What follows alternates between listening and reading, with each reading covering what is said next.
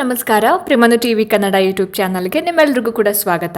ಸ್ನೇಹಿತರೆ, ಇವತ್ತಿನ ವಿಡಿಯೋದಲ್ಲಿ ಪರಿಸರ ಅಧ್ಯಯನಕ್ಕೆ ಸಂಬಂಧಪಟ್ಟ ಹಾಗೆ ಒಂದಷ್ಟು ಪ್ರಮುಖ ಪ್ರಶ್ನೋತ್ತರಗಳನ್ನು ನಿಮಗೋಸ್ಕರ ತೊಗೊಂಡು ಬಂದಿದ್ದೀನಿ. ಟಾಪ್ 30 ಕ್ವೆಶನ್ಸ್ ಅಂತಲೇ ಹೇಳ್ಬೋದು.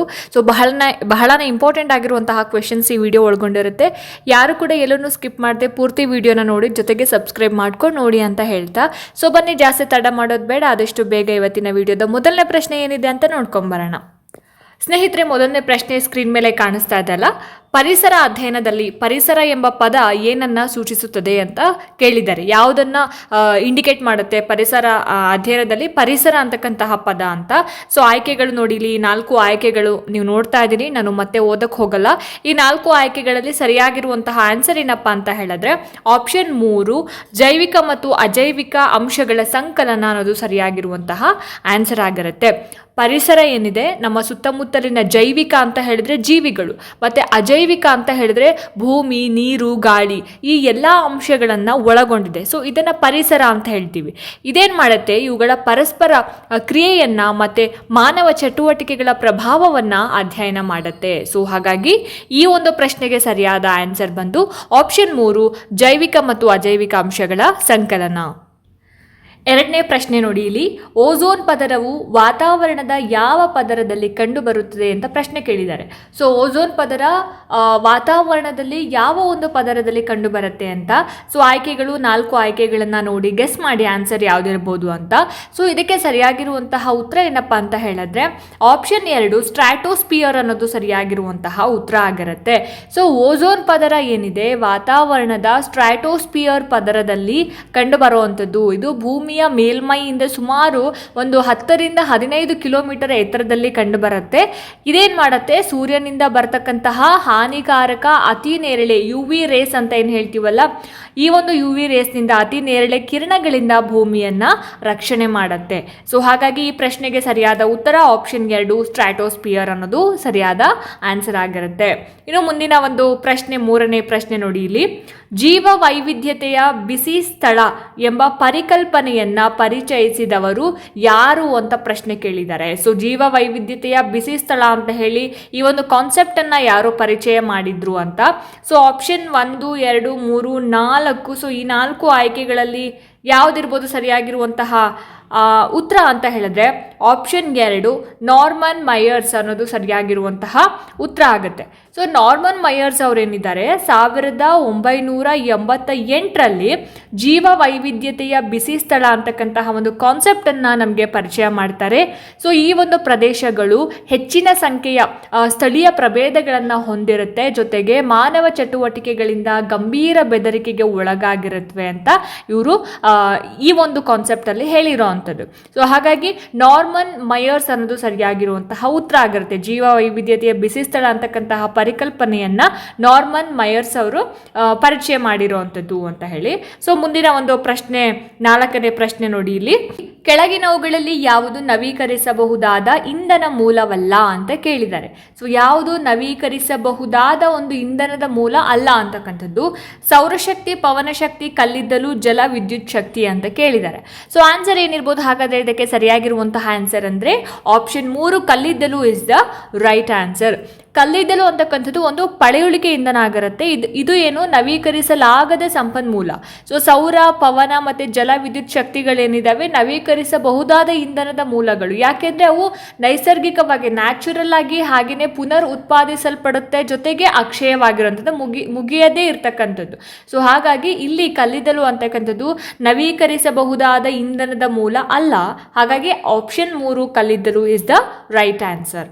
ಮುಂದಿನ ಪ್ರಶ್ನೆ, 5ನೇ ಒಂದು ಪ್ರಶ್ನೆ ನೋಡಿ, ಇಲ್ಲಿ ಆಹಾರ ಸರಪಳಿಯಲ್ಲಿ ಜೀವಿಗಳು ತಮ್ಮ ಪೋಷಣೆಯ ವಿಧಾನದ ಆಧಾರದ ಮೇಲೆ ಯಾವ ವರ್ಗಕ್ಕೆ ಸೇರುತ್ತವೆ ಅಂತ ಕೇಳಿದ್ದಾರೆ. ಸೊ ಯಾವ ವರ್ಗಕ್ಕೆ ಸೇರುತ್ತವೆ ಅಂತ ಹೇಳಿ ಆಪ್ಷನ್ಸ್ ನೋಡಿ, ಉತ್ಪಾದಕರು, ಅನುಭೋಗಿಗಳು, ವಿಘಟಕಗಳು, ಮೇಲಿನ ಎಲ್ಲವೂ ಅಂತ ಇದೆ. ಏನಿರ್ಬೋದು ಹಾಗಾದ್ರೆ ಇದಕ್ಕೆ ಸರಿಯಾಗಿರುವಂತಹ ಉತ್ತರ ಆಹಾರ ಸರಪಳಿಯಲ್ಲಿ ಜೀವಿಗಳು ತಮ್ಮ ಒಂದು ಪೋಷಣೆಯ ವಿಧಾನದ ಆಧಾರದ ಮೇಲೆ ಯಾವ ವರ್ಗಕ್ಕೆ ಸೇರುತ್ತೆ ಅಂದ್ರೆ ಆಪ್ಷನ್ 4 ಮೇಲಿನ ಎಲ್ಲವೂ ಅನ್ನೋದು ಸರಿಯಾಗಿರುತ್ತೆ. ಏನಕ್ಕೆ ಮೇಲಿನ ಎಲ್ಲವೂ ಅಂತ ಹೇಳಿದ್ರೆ ಆಹಾರ ಸರಪಳಿಯಲ್ಲಿ ಜೀವಿಗಳು ತಮ್ಮ ಪೋಷಣೆಯ ವಿಧಾನದ ಆಧಾರದ ಮೇಲೆ ಉತ್ಪಾದಕರು ಅಂತಂದ್ರೆ ಇಲ್ಲಿ ಸಸ್ಯಗಳು ಬರುತ್ತೆ. ಆಯ್ತಾ. ಅನುಭೋಗಿಗಳು ಅಂತ ಬಂದಾಗ ಇಲ್ಲಿ ಪ್ರಾಣಿಗಳು ಬರುತ್ತೆ. ಹಾಗೆ ವಿಘಟಕಗಳು ಅಂತ ಹೇಳಿದ್ರೆ ಬ್ಯಾಕ್ಟೀರಿಯಾಗಳು ಮತ್ತೆ ಶಿಲೀಂಧ್ರಗಳು ಅಂತಕ್ಕಂತಹ ವಿಭಾಗಗಳಿಗೆ ಸೇರುತ್ತೆ. ಇವೆಲ್ಲವೂ ಕೂಡ ಏನು ಪರಿಸರ ವ್ಯವಸ್ಥೆಯಲ್ಲಿ ಶಕ್ತಿ ಮತ್ತೆ ಪೋಷಕಾಂಶಗಳ ಹರಿವಿಗೆ ಮುಖ್ಯವಾಗಿ ಬೇಕಾಗಿರುವಂಥದ್ದು. ಹಾಗಾಗಿ ಆಪ್ಷನ್ 4 ಮೇಲಿನ ಎಲ್ಲವೂ ಅನ್ನೋದು ಸರಿಯಾಗಿರುವಂತಹ ಆನ್ಸರ್ ಆಗುತ್ತೆ. ಮುಂದಿನ ಒಂದು ಪ್ರಶ್ನೆ, 6ನೇ ಪ್ರಶ್ನೆ ನೋಡಿ ಇಲ್ಲಿ. ಗಂಗಾ ಕಾರ್ಯ ಯೋಜನೆ ಯಾವ ವರ್ಷದಲ್ಲಿ ಪ್ರಾರಂಭವಾಯಿತು ಅನ್ನೋದು ಏನು ಪ್ರಶ್ನೆ ಆಗಿದೆ. ಅಂದರೆ ಗಂಗಾ ಕಾರ್ಯ ಯೋಜನೆ, ಗಂಗಾ ಆಕ್ಷನ್ ಪ್ಲಾನ್ ಯಾವಾಗ ಸ್ಟಾರ್ಟ್ ಆಯಿತು ಅಂತ. ಸೊ ಇದಕ್ಕೆ ಏನು ಆಪ್ಷನ್ಸ್ನ ಕೊಟ್ಟಿದ್ದಾರೆ. 1975, 1980, 1985, 1990 ಅಂತ ಇದೆ. ಸರಿಯಾಗಿರುವಂತಹ ಆನ್ಸರ್ ಏನು ಹಾಗಾದರೆ ಇದಕ್ಕೆ ಆಪ್ಷನ್ 3 1985 ಅನ್ನೋದು ಸರಿಯಾದ ಆನ್ಸರ್ ಆಗುತ್ತೆ.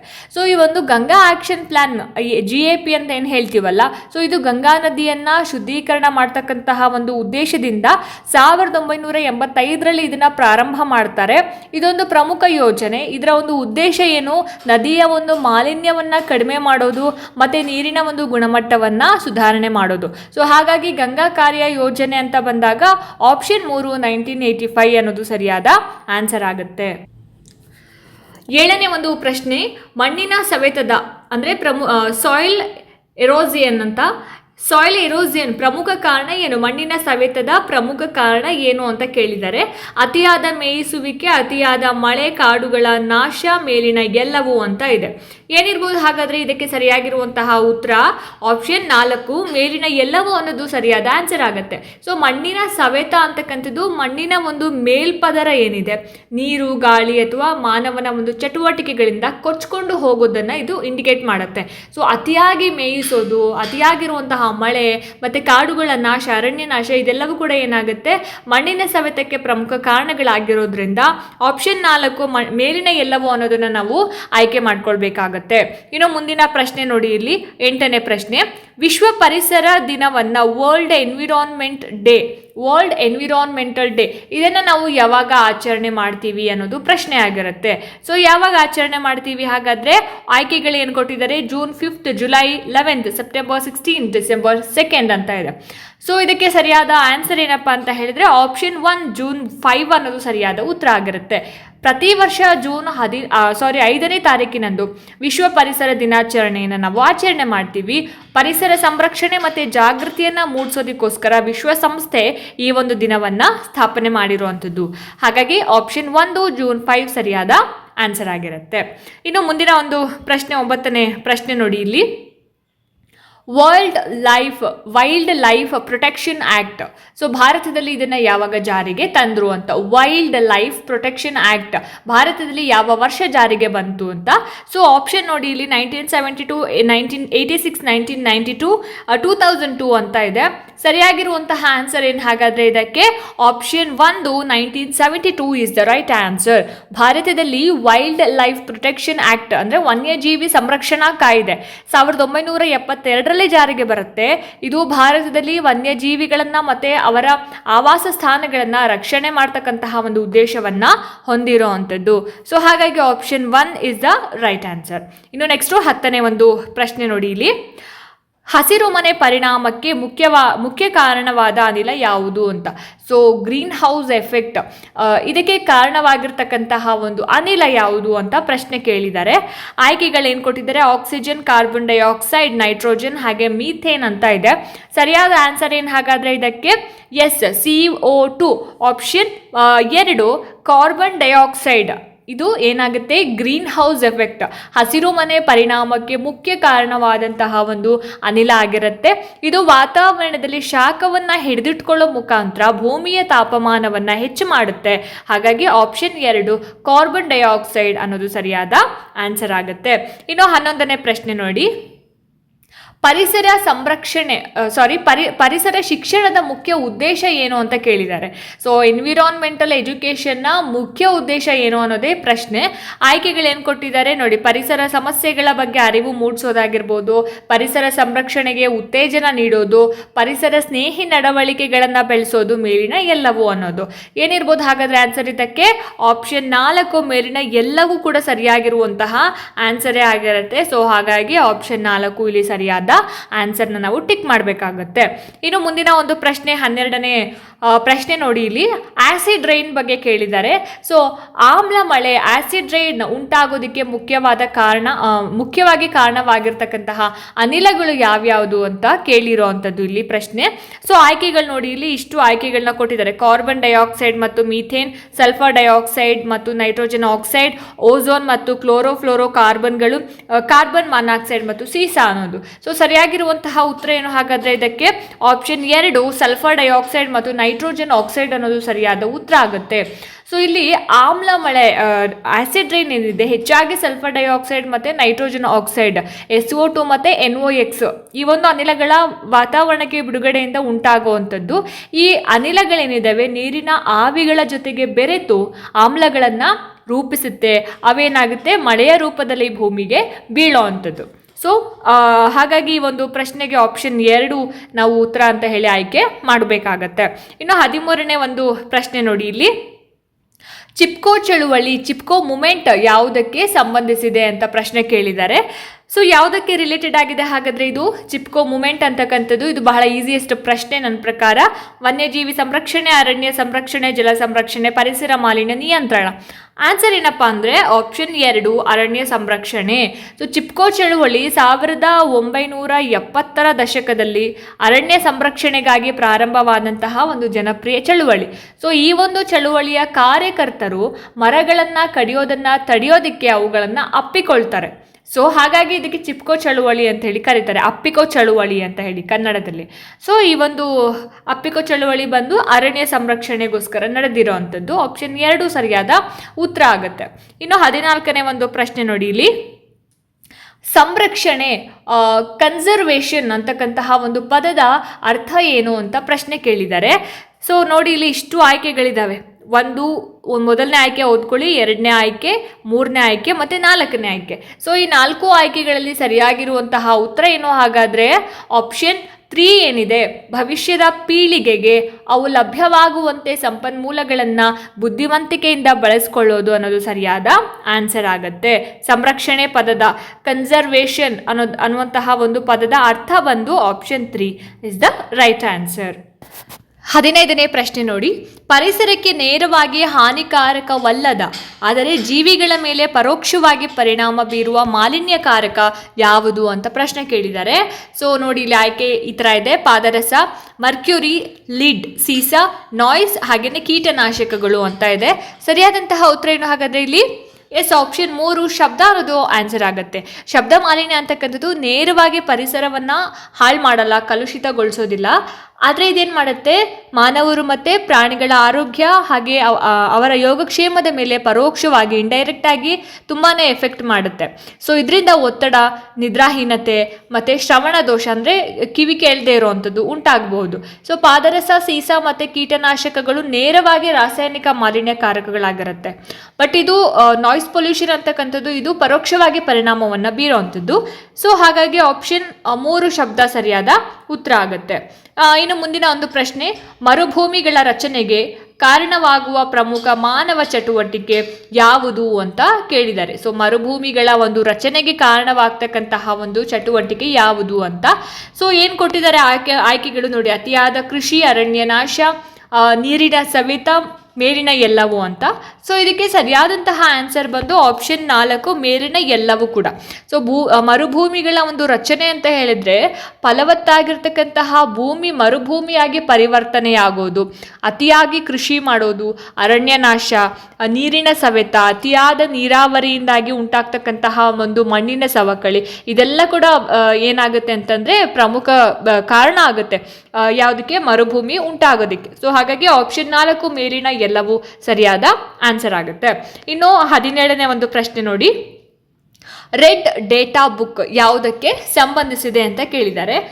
ಸೊ ಆಯ್ಕೆಗಳೇನು ಕೊಟ್ಟಿದ್ದಾರೆ: ರೆಡ್ ಡೇಟಾ ಬುಕ್ ಬಂದು ಅಳಿವಿನಂಚಿನಲ್ಲಿರುವ ಪ್ರಭೇದಗಳು, ಹಾಗೆಯೇ ವಿಶ್ವದ ನೈಸರ್ಗಿಕ ಸಂಪನ್ಮೂಲಗಳು, ಮಾಲಿನ್ಯ ನಿಯಂತ್ರಣ ಮಾನದಂಡಗಳು, ಹಾಗೆ ಪರಿಸರ ಕಾನೂನುಗಳು ಅಂತ. ಸೊ ರೆಡ್ ಡೇಟಾ ಬುಕ್ ಅನ್ನೋದು ಆಪ್ಷನ್ 1 ಅಳಿವಿನಂಚಿನಲ್ಲಿರುವ ಪ್ರಭೇದಗಳಿಗೆ ಇದು ಸಂಬಂಧಪಟ್ಟಿರುವಂಥದ್ದು. ರೆಡ್ ಡೇಟಾ ಬುಕ್ ಬಂದು ಅಂತಾರಾಷ್ಟ್ರೀಯ ಪ್ರಕಟಣೆಯಾಗಿರುತ್ತೆ.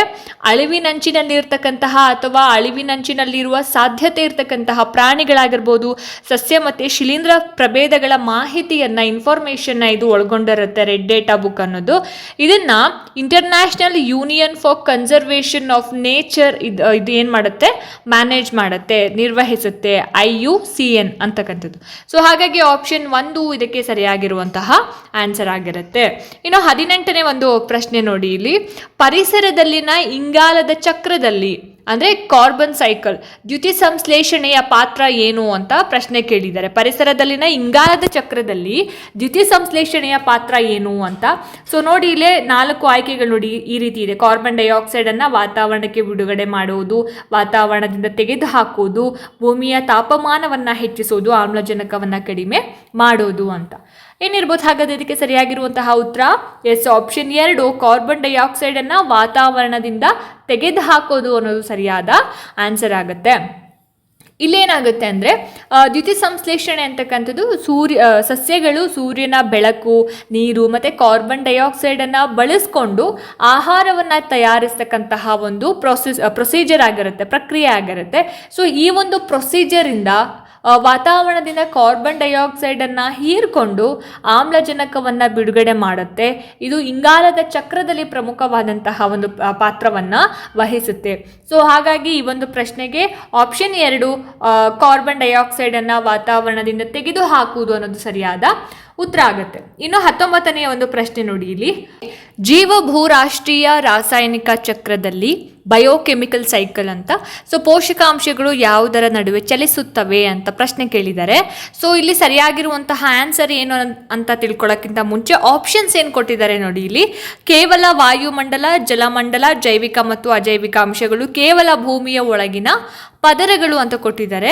ಸೊ ಸರಿಯಾಗಿರುವಂತಹ ಆನ್ಸರ್ ಏನು ಹಾಗಾದರೆ ಇದಕ್ಕೆ ಆಪ್ಷನ್ 3 ಜೈವಿಕ ಮತ್ತು ಅಜೈವಿಕ ಅಂಶಗಳು. ಸೊ ಜೀವಭೂರಾಷ್ಟ್ರೀಯ ರಾಸಾಯನಿಕ ಚಕ್ರಗಳು ಬಯೋಕೆಮಿಕಲ್ ಸೈಕಲ್ಸ್ ಏನಿದೆ, ಪೋಷಕಾಂಶಗಳ ಚಲನೆಯನ್ನು ಜೈವಿಕ ಮತ್ತು ಅಜೈವಿಕ ಅಂಶಗಳ ನಡುವೆ ಎಕ್ಸ್ಪ್ಲೇನ್ ಮಾಡ್ತಾ ಹೋಗುತ್ತೆ. ಸೊ ಇಂಗಾಲ, ಸಾರಜನಕ, ಫಾಸ್ಫರಸ್ ಮತ್ತು ನೀರಿನ ಚಕ್ರಗಳು ಇದೆಲ್ಲವೂ ಕೂಡ ಇದಕ್ಕೆ ಬೆಸ್ಟ್ ಎಕ್ಸಾಂಪಲ್ಸ್ ಆಗಿರುತ್ತೆ.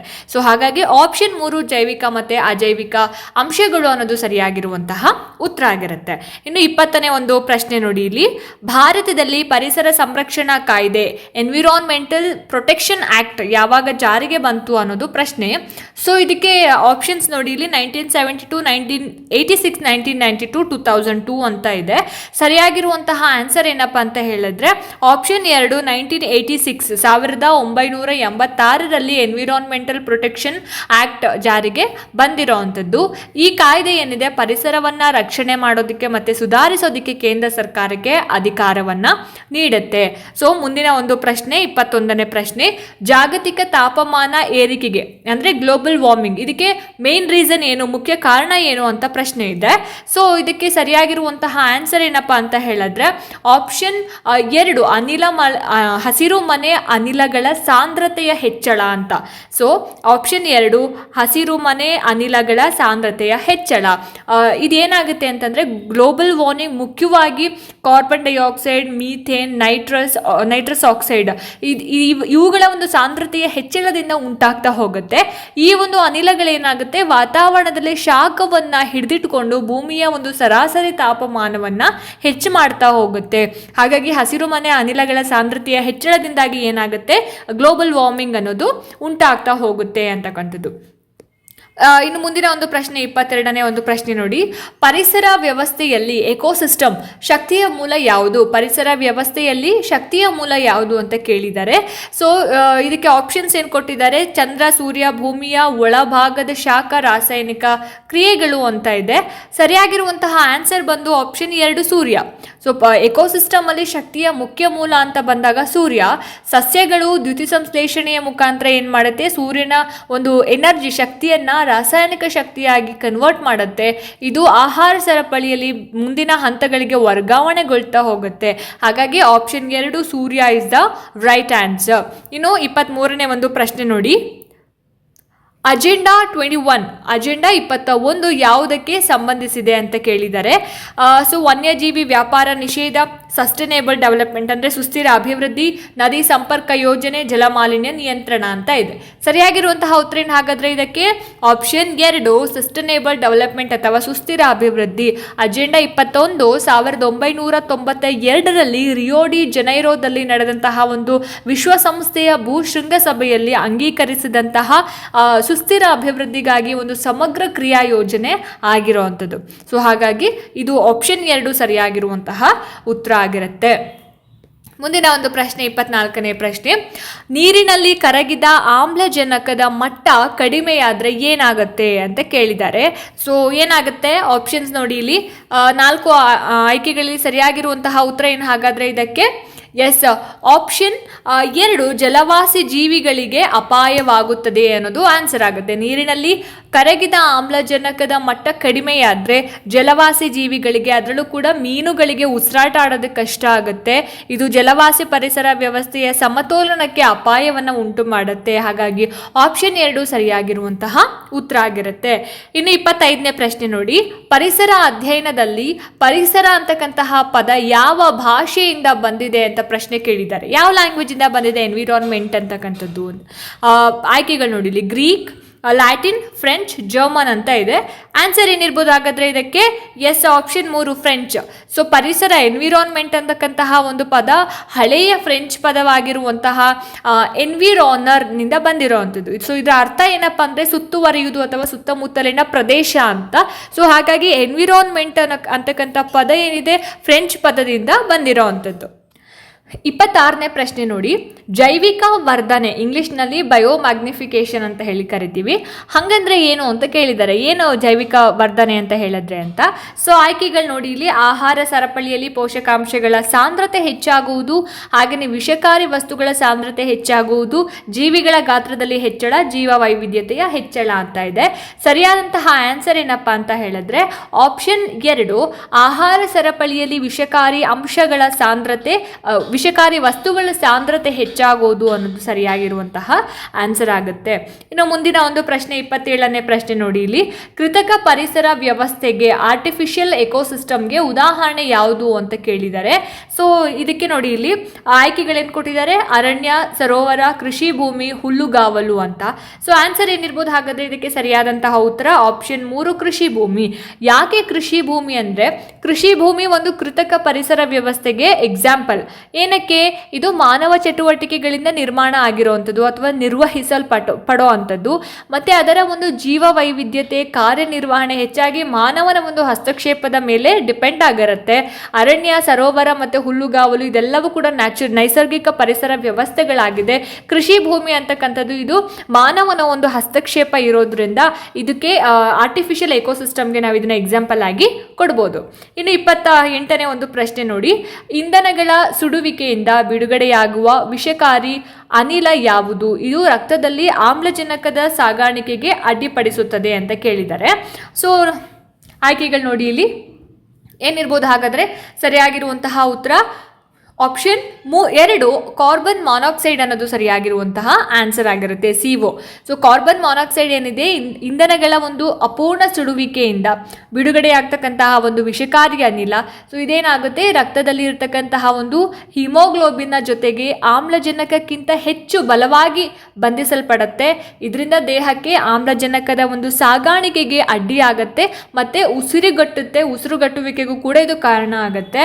ಸೊ ಕಾರ್ಬನ್ ಮಾನಾಕ್ಸೈಡ್ ಅನ್ನೋದು ಸರಿಯಾದ ಆನ್ಸರ್ ಆಗುತ್ತೆ. ಇನ್ನು 29ನೇ ಒಂದು ಪ್ರಶ್ನೆ ನೋಡಿ, ಇಲ್ಲಿ ಓಝೋನ್ ಪದರದ ಸವಕಳಿಗೆ ಕಾರಣವಾಗ್ತಕ್ಕಂತಹ ಮುಖ್ಯ ರಾಸಾಯನಿಕ ಯಾವುದು ಅಂತ ಕೇಳಿದ್ದಾರೆ. ಏನಿರ್ಬೋದು ಹಾಗಾದ್ರೆ? ಇದು ಎಲ್ಲರಿಗೂ ಗೊತ್ತು ಅಂತ ಭಾವಿಸ್ತೀನಿ, ತುಂಬಾ ಸಲ ರಿಪೀಟ್ ಆಗಿರ್ತಕ್ಕಂತಹ ಪ್ರಶ್ನೆ ಇದೆಲ್ಲವೂ ಕೂಡ. ಸೊ ಇದಕ್ಕೆ ಸರಿಯಾದಂತಹ ಉತ್ತರ ಬಂದು ಆಪ್ಷನ್ 3 CFCS ಅಂದ್ರೆ ಕ್ಲೋರೋಫ್ಲೋರೋ ಕಾರ್ಬನ್ಗಳು.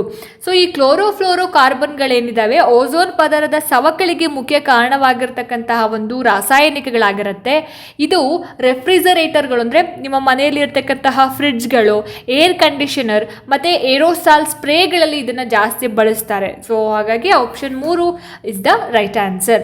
ಇನ್ನು ಕೊನೆಯ ಒಂದು ಪ್ರಶ್ನೆ 30ನೇ ಪ್ರಶ್ನೆ ನೋಡಿ, ಸಮುದ್ರ ಮಟ್ಟ ಏರಿಕೆಗೆ ಸಿ ಲೆವೆಲ್ ರೈಸ್, ಇದಕ್ಕೆ ಪ್ರಮುಖವಾದಂತಹ ಒಂದು ಕಾರಣ ಏನು ಅಂತ ಕೇಳಿದ್ದಾರೆ. ಸೊ ಏನಿರ್ಬೋದು ಹಾಗಾದರೆ ಇದಕ್ಕೆ ಆನ್ಸರು? ಆಪ್ಷನ್ಸ್ ಈ ರೀತಿ ಕೊಟ್ಟಿದ್ದಾರೆ. ಆಪ್ಷನ್ಸ್ನ ನೋಡಿದ್ರಿ ಅಂತ ಭಾವಿಸ್ತಾ ಉತ್ತರ ಏನು ಅಂತ ಹೇಳಿದ್ರೆ ಆಪ್ಷನ್ 2, ಧ್ರುವ ಪ್ರದೇಶಗಳಲ್ಲಿ ಹಿಮ ಕರಗುವುದು ಅನ್ನೋದು ಸರಿಯಾದ ಆನ್ಸರ್ ಆಗುತ್ತೆ. ಹೇಗೆ ಅಂದರೆ ಜಾಗತಿಕ ತಾಪಮಾನದ ಒಂದು ಏರಿಕೆಯಿಂದಾಗಿ ಧ್ರುವ ಪ್ರದೇಶಗಳು ಮತ್ತು ಪರ್ವತಗಳಲ್ಲಿನ ಹಿಮ ನದಿಗಳು ಹಾಗೆಯೇ ಹಿಮಪಾತಗಳೇನಾಗುತ್ತೆ, ಕರಗ್ತಾ ಇರುತ್ತೆ. ಇದು ಸಮುದ್ರಕ್ಕೆ ನೀರನ್ನು ಸೇರಿಸೋ ಮುಖಾಂತರ ಸಮುದ್ರ ಮಟ್ಟ ಏರಿಕೆಗೆ ಒಂದು ಪ್ರಮುಖ ಕಾರಣ ಆಗುತ್ತೆ. ಹಾಗಾಗಿ ಆಪ್ಷನ್ 2, ಧ್ರುವ ಪ್ರದೇಶಗಳಲ್ಲಿ ಹಿಮ ಕರಗುವುದು is the right answer. So ನೋಡಿದ್ರಲ್ಲ ಸ್ನೇಹಿತರೆ, ಇದಾಗಿತ್ತು ಇವತ್ತಿನ ಪರಿಸರ ಅಧ್ಯಯನಕ್ಕೆ ಸಂಬಂಧಪಟ್ಟ ಹಾಗೆ ಒಂದಷ್ಟು ಪ್ರಮುಖ ಪ್ರಶ್ನೋತ್ತರಗಳು. ಐ ಹೋಪ್ ಈ ವಿಡಿಯೋ ನಿಮಗೆ ಇಷ್ಟ ಆಗಿದೆ ಅಂತ ಭಾವಿಸ್ತೀನಿ.